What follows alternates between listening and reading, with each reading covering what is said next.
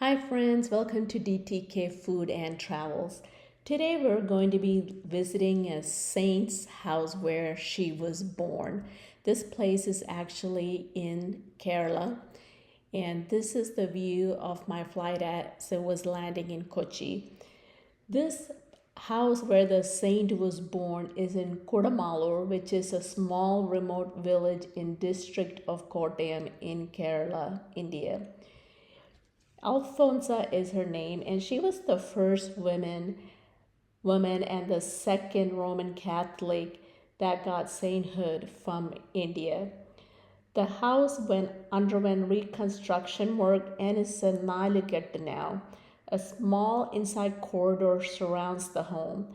The life and major events in the saint's life are pictorially shown inside the museum.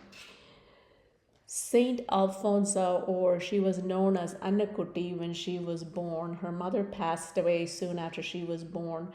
So she was actually raised by her maternal aunt in Muttachira, which is about 10-15 miles from her birth house. And her tomb is in Paranangyanam Church, which is 15 miles from the house where I was visiting. And this house was about 3.5 miles from the place where we were staying in Kerala. This is the view of inside the chapel. This is a beautiful place to visit if you happen to be in the Kottayam area in Kerala. The next place we're going to visit is the St. George Orthodox Kunam Kurish Old Syrian Church that's in Mattancheri in Kochi.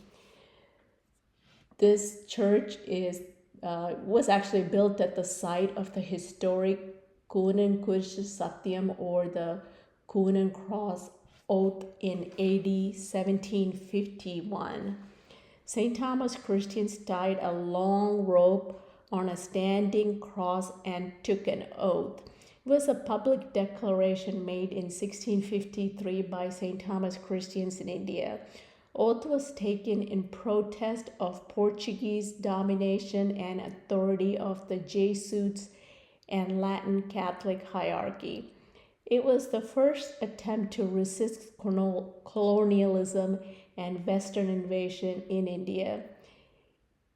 It shaped the leadership of the Malankara Church.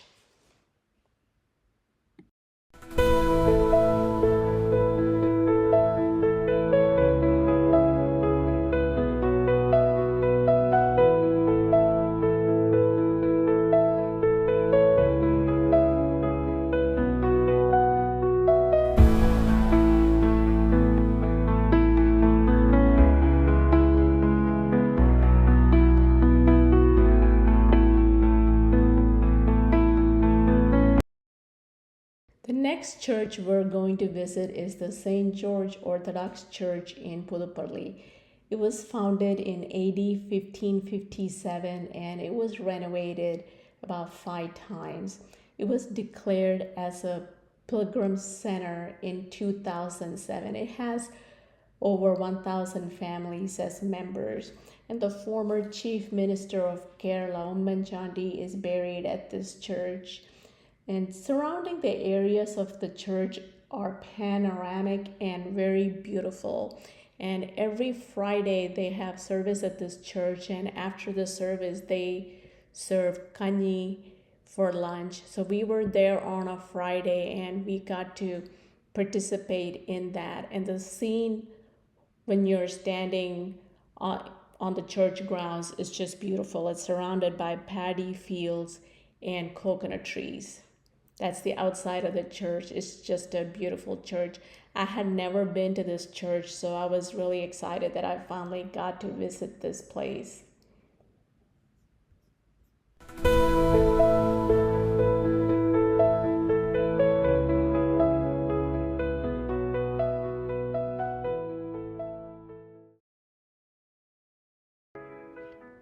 So the next church that we visited was the St. Mary's Jacobite Syrian Cathedral in Manargada. This church has over 3,000 families as members. It also celebrates the Nativity of Virgin Mary on September 8th. This is one of my favorite churches because I have a lot of memory of my childhood related to this church. We used to go to the Perunal at this church every year, and two of my grandmother's sisters used to live in the area, so we used to spend the week or the weekend at their place right before the Perunal or the celebration. And a lot of people come here throughout the year just to visit. And the next church that we're going to visit is the Pattumala Velankanni Mata Church in Pyramid in Idiki. This church was completed in 1998. The estate workers had great devotion to Mother Mary, and in 1980s, a Franciscan missionary brother of Kerala origin took initiative to build a church. It sits among tea plantations.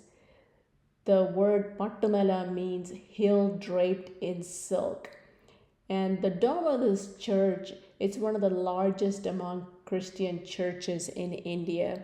The scene from here is beautiful. As you can see, it's surrounded by tea estates.